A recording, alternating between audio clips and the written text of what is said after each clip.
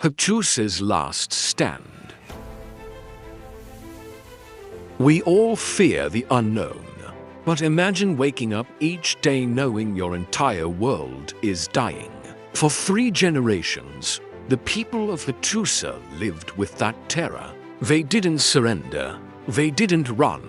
They fought against an enemy they couldn't see, an enemy that had no name. And then silence.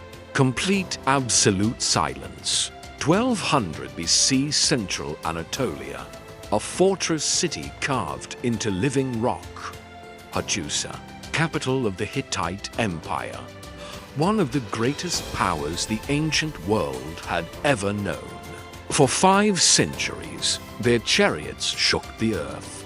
Their kings challenged pharaohs. Their armies stood equal to Egypt itself. Massive stone walls rose from the mountains. Lion gates guarded the entrances. Temples filled with prayers. Granaries overflowing with grain.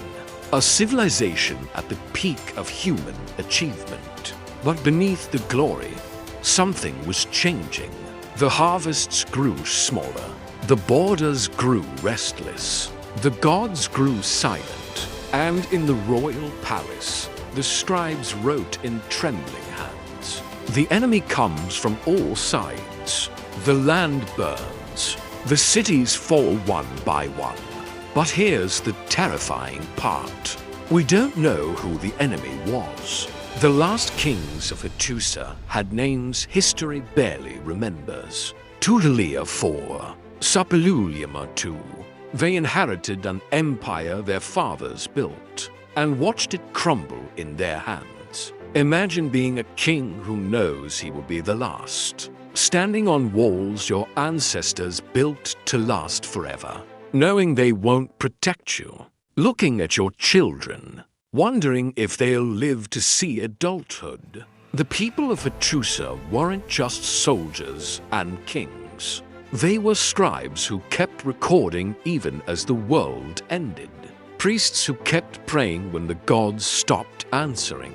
Mothers who kept feeding children from dwindling grain stores. Generations who knew they were living through the end of everything, and they refused to go quietly. Every stone they reinforced, every prayer they chanted, every child they taught to read. It was an act of defiance against oblivion. They knew what was coming, and they fought anyway. The collapse didn't happen overnight. It was slow, methodical, relentless. First, the breadbasket provinces stopped sending grain. Droughts turned fertile valleys into dust. Rivers that had flowed for millennia dried up. The people looked to the sky. No rain came. Then the borders began to fracture.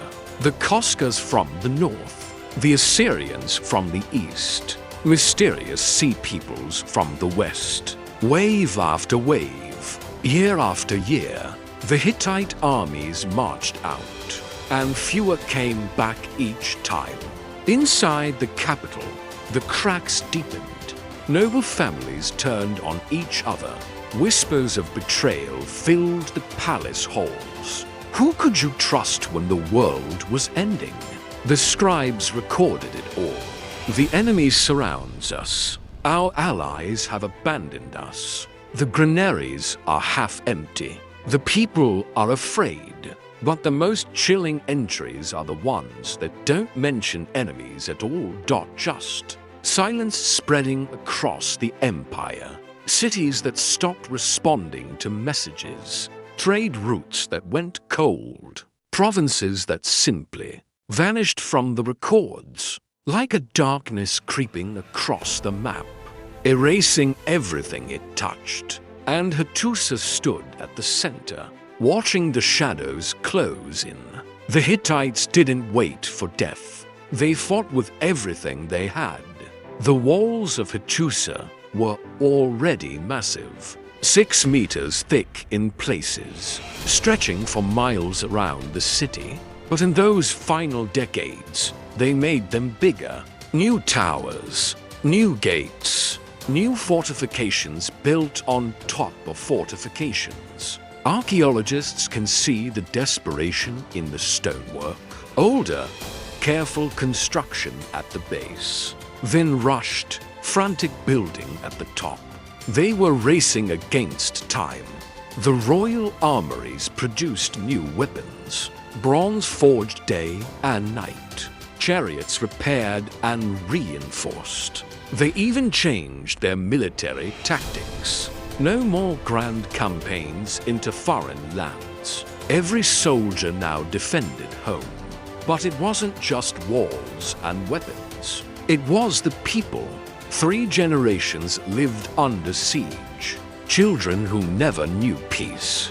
Grandparents who remembered better times, but knew they'd never see them again.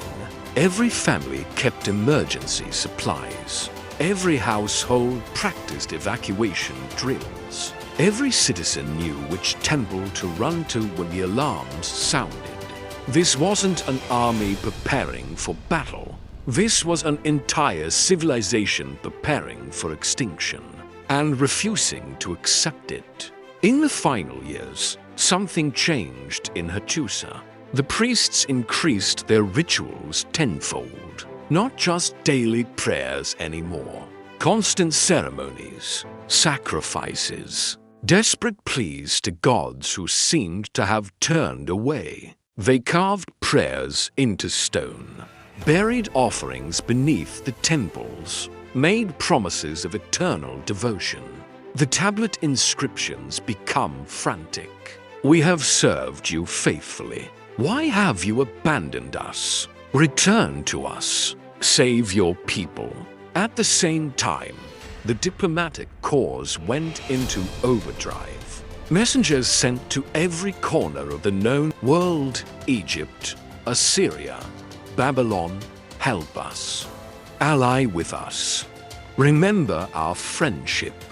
Some letters were answered. Most weren't. The last letter we have from a Hittite king is heartbreaking. If you do not send grain, our people will die. It was sent to the king of Ugarit, a coastal ally.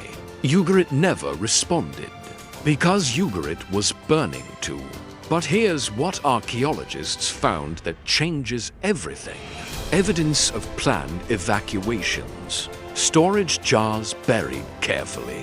Valuable objects hidden in secret chambers. Archives sealed and protected. They weren't just fighting to survive. They were trying to preserve their civilization for whoever came after.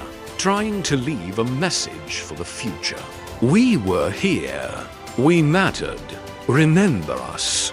And then it ended. Not with a great battle. Not with a final siege. Not with a last stand recorded by scribes. Just silence. Sometime around 1180 BC, Hattusa was abandoned.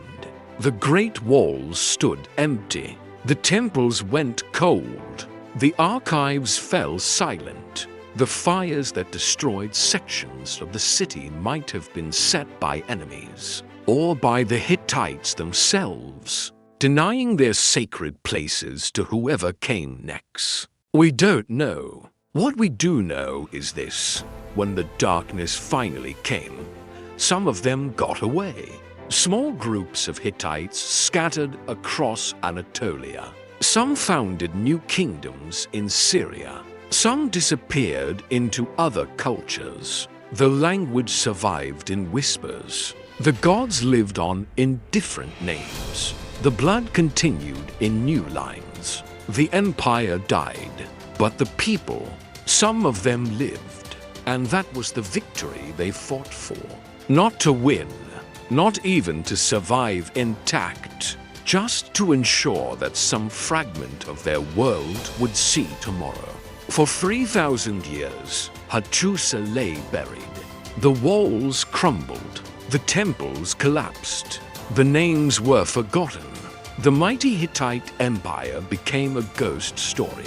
Then not even that, until archaeologists found the ruins in the early 1900s and started reading the tablets. and realized this wasn't a primitive culture.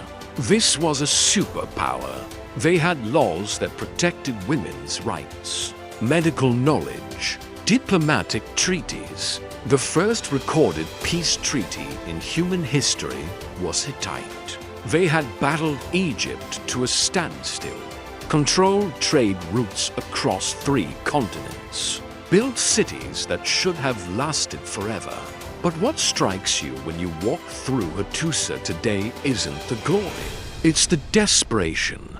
Those hastily built walls, those frantic prayers, those hidden archives. You can feel it in the stones. A civilization that knew it was dying and refused to die quietly. They didn't get the ending they deserved, but they fought for every single day they had left. And in those final years, they showed us something about the human spirit. When faced with the end of everything, we don't just give up, we build. We pray, we hope, we fight. We preserve what we can. We protect who we can. We leave messages for whoever comes after. Because even if we fall, maybe someone will remember we stood. The stones of Hattusa still stand today. Lion gates watching over empty streets. Walls that once shook with chariot wheels. Temples where desperate prayers once echoed. The Hittite Empire is gone, but their last stand remains. A reminder that empires fall. Civilizations vanish. Even the mightiest powers can be erased. But the human will to survive, to fight, to hope against hope, that's eternal. The people of Hattusa lost their war against the unknown, but they never surrendered. And 3,000 years later, we're still talking about them. Maybe that's the only immortality that matters. If you love cinematic history stories like this, hit that like button. Share this with someone who appreciates the epic tales of our past. And subscribe for more legendary stories from the ancient world.